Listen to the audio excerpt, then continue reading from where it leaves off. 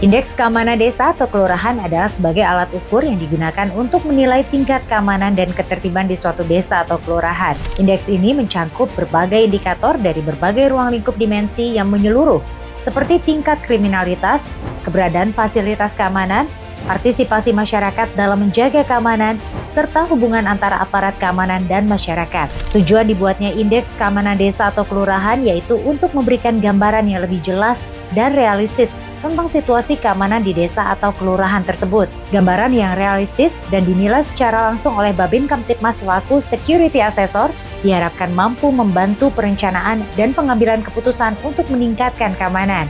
Indeks keamanan desa atau kelurahan juga diharapkan dapat memfasilitasi kerjasama antara masyarakat dan pihak berwenang yang dapat dilakukan dari lingkup terkecil yaitu desa atau kelurahan.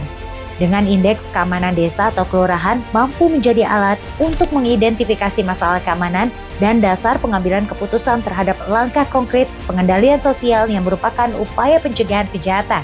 Indeks keamanan desa atau kelurahan sendiri merupakan implementasi dari pendekatan community policing yang dikolaborasikan dengan konsep-konsep kriminologi seperti disorganisasi sosial, hotspot areas, deviant places, digital divide, broken windows theory, dan wilayah yang ideal serta didukung oleh 15 artikel jurnal nasional dan internasional.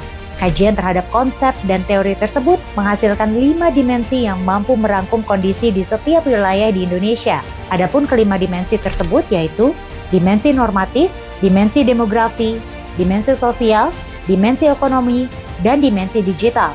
Program IKDK telah diimplementasikan di wilayah hukum Polres Tangerang Selatan sebagai bentuk pilot project program IKDK yang dilaksanakan selama 6 bulan dan pada tanggal 7 sampai dengan 9 Mei telah dilaksanakan pelatihan pengisian penilaian IKDK kepada para Babin Kamtibmas, Kanit Binmas Polsek, Kasat Binmas Polres, dan Dir Binmas Polda Metro Jaya. Program IKDK merupakan wujud nyata fungsi Binmas Polri untuk mewujudkan situasi Kamtibmas yang aman dan kondusif guna mendukung program Asta Cita.